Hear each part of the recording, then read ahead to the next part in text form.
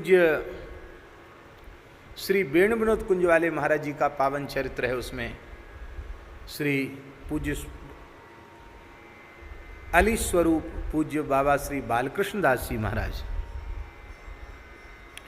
तो उनकी एक बात लिखी है कि वे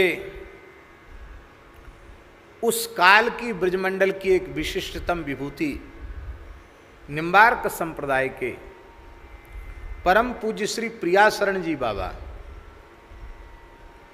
वे उस समय विराजते थे बिहारी जी की बगीची में।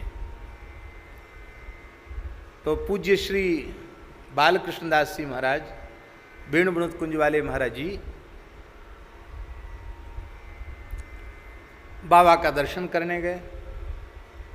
तो बाबा सत्संग करा रहे थे। पुराने संतों का जो सत्संग का स्वरूप था वो वर्तमान के सत्संग के स्वरूप से सर्वथा भिन्न था। अब तो प्रचार प्रसार के बहुत माध्यम हो गए हैं और वक्ताओं को प्रायः अभ्यास हो जाता है कि वो जितनी ज़्यादा भीड़ होगी उतना ज़्यादा उत्साह से कुछ बोलेंगे। भाव की जागृति ही भीड़ में होती है, एकांत में भाव का जागरण ही नहीं होता। लेकिन प्राचीन पद्धति ये थी कि चाहे जितने बड़े राजा महाराजा आ जाएं, चाहे जितने बड़े अधिकारी ऑफिसर आ जाएं, चाहे जितने बड़े सेठ साहूकार आ जाएं, वे महापुरुष कुछ बोलते ही नहीं थे। वे ये देखते थे कि संसार से, शरीर से इसको वैराग्य कितना हो गया है। कृष्ण मिलन की, राम मिलन की व्याकुलता इसमें कितनी है। भगवान के बारे में ईमानदारी से कुछ जानने की, भगवान को पाने की इच्छा है कि नहीं, इसमें जिज्ञासा का अभाव तो नहीं है। जिज्ञासु होता था तो ही वे अपनी वाणी मुखरित करते थे, अन्यथा अहर्निश्री नाम का आश्रय लेकर के रहते थे।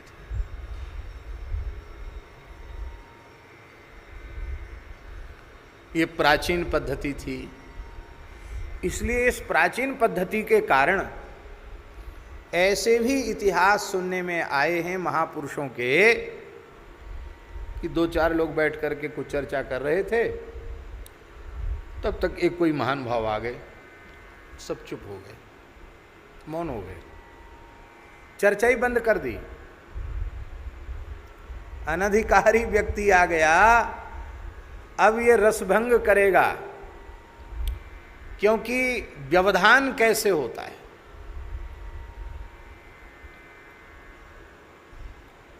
विजातीयत्वम व्यवधानत्वम, व्यवधान की परिभाषा है विजातीयत्वम विवधानत्वम व्यवधानत्वम। विजातीय कोई आ जाएगा तो व्यवधान हो जाएगा। सजातीय किसको कहते हैं, विजातीय किसको कहते हैं। हमारा आपका मन, हमारे आपके सिद्धांत, हमारे आपके विचार, हमारा आपका साधन, हमारी आपकी वृत्ति मिलती है तो विक्षेप बिल्कुल नहीं होगा। आप ध्यान में बैठे हो, हम आ जाएं, विक्षेप नहीं होगा। हम ध्यान में बैठे हो, आप आ जाएं, विक्षेप नहीं होगा। जहाँ कहीं कोई ऐसा व्यक्ति आ गया जिसके विचार, जिसके संस्कार, जिसकी वृत्ति, हमारी वृत्ति, हमारे संस्कार, हमारे विचारों से सर्वथा भिन्न है, उस व्यक्ति के आते ही चित्त बहिर्मुख होने लग जाएगा।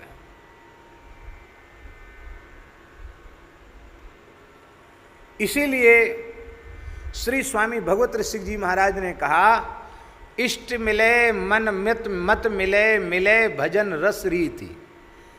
जिसके साथ हम बैठकर सच्चर्चा करें, सत्संग चर्चा करें, भगवत चर्चा करें, उसके साथ इतने सिद्धांत मिलने चाहिए। इष्ट मिले, इष्ट मिलना चाहिए। इष्ट का मतलब क्या है? हम बहुत संकीर्ण दायरे में नहीं रहना चाहते। संकीर्ण दायरा जानते हैं? संकीर्ण दायरा ऐसा होता है कि 2-4 भगत हैं, सब राम जी के ही भगत हैं, पर उनमें भी झगड़ा मचा हुआ है।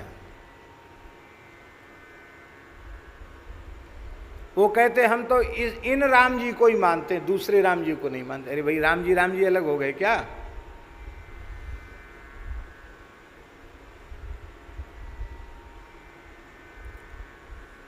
ठाकुर जी अलग हो गए।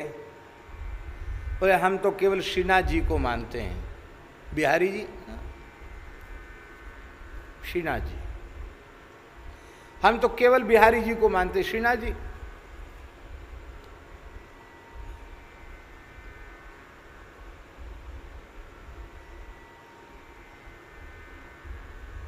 यह है संकीर्ण दायरा।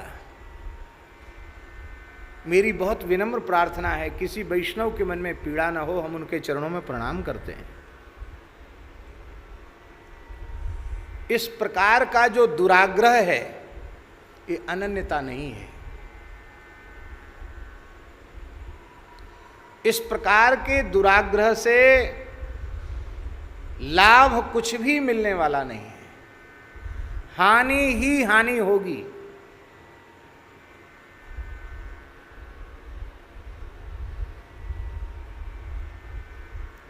सत्य घटना सुना रहा हूं आपको। यद्यपि मैं पूरी घटना को जानता हूं, लेकिन नाम मर्यादा के कारण नहीं ले रहा हूं।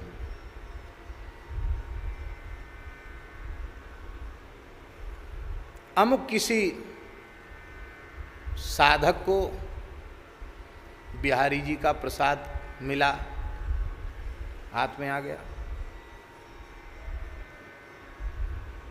पहले हाथ में दे दिया और कहने वाले ने कहा ये तो बिहारी जी का है। अरे बोले हम तो केवल अमुक का ही प्रसाद लेते हैं, बिहारी जी का तो लेते ही नहीं। उसने उस प्रसाद को नाली में डाल दिया।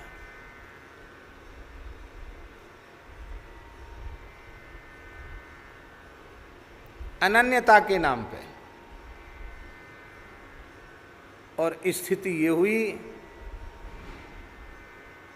कि उसके बाद जिसने ऐसा किया था वो पागल हो गया, विक्षिप्त हो गया।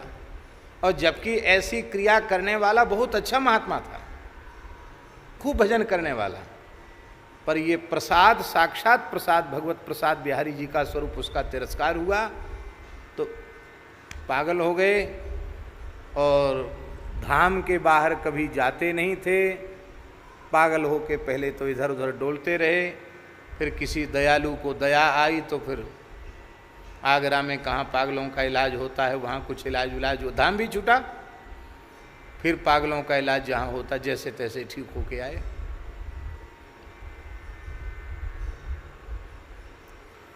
फिर एक प्रेत ने पकड़ लिया। देखो, सत्य घटना सुना रहा हूँ आपको। फिर उसी व्यक्ति को एक प्रेत ने पकड़ लिया। अब प्रेत ने पकड़ लिया, पागलपन दूर हुआ तो प्रेत ने पकड़ लिया। अब प्रेत ने पकड़ लिया तो फिर लोग ले गए मेहंदीपुर बालाजी। मेहंदीपुर बालाजी सुना है ना? इधर जयपुर जाते हैं, रास्ते में पड़ता है, दौसा के पास पड़ता है ना? नहीं, ये महुआ से आगे पड़ता है मेहंदीपुर बालाजी। मेहंदीपुर बालाजी ले गए, वहाँ इलाज हुआ, वहाँ से ठीक हुए। पहले वे महानुभाव ऐसे थे कि हनुमान जी का नाम सुनते ही चिढ़ जाते थे। अरे हम कोई राम जी के भगत हैं, जो हनुमान जी से हमारा क्या लेना देना? हम तो माधुर्य रस के उपासक हैं, हनुमान जी का वहाँ क्या स्थान है, क्या लेना देना? अब कहाँ चली गई वो भावना? अब वे ही मिले तो उनको कुछ खाने पीने के लिए दिया गया, तो उन्होंने तुरंत अपना झोला खोला, एक थोड़ी सी चुटकी राख ली, उसमें मिलाई पानी में। तो हमने पूछा कि क्या कर रहे हैं आप? अरे बोले महाराज हमारा मेहंदीपुर बालाजी का इलाज चल रहा है, वहाँ ये भभूत दी है, वहाँ से बोले कुछ भी खाओ पियो, ये भभूत मिला के खाओ पियो। अब आराम है? बोले हाँ अब आराम है। खैर कुछ कहने सुने पीड़ा ही होती, हमने तो कुछ नहीं कहा, लेकिन मन में आया कि कहाँ तो शालिग्राम जी का चरणामृत नहीं लेते, किसी मंदिर का प्रसाद नहीं लेते, और अब हनुमान जी के नाम से चिढ़ते थे, अब हनुमान जी की ही विभूति डाल करके तब ठीक हो रहे हैं। तो ये बात हम इसलिए हाथ जोड़कर प्रार्थना कर रहे हैं कि रामकृष्ण नारायण में भेद करना, वैष्णवों में भेद करना, संतों में भेद करना, इससे केवल और केवल अपराध ही बनता है और कुछ हाथ नहीं लगता। इसलिए यदि ईमानदारी से भगवान की ओर बढ़ना चाहते हो और इसी जन्म में अपना परम कल्याण चाहते हो तो भगवत स्वरूपों में भेद मत करो। भगवत स्वरूपों में भेद करने से भगवत अपराध हो जाएगा और संतों में वैष्णवों में भेद करने से भागवतापराध हो जाएगा। भगवत भागवत अपचार ही हमें बारंबार नीचे गिरा देता है।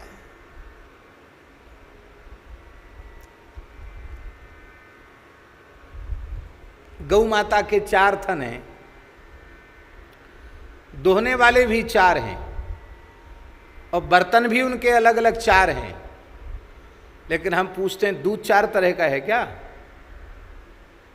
दूध तो एक ही प्रकार का है।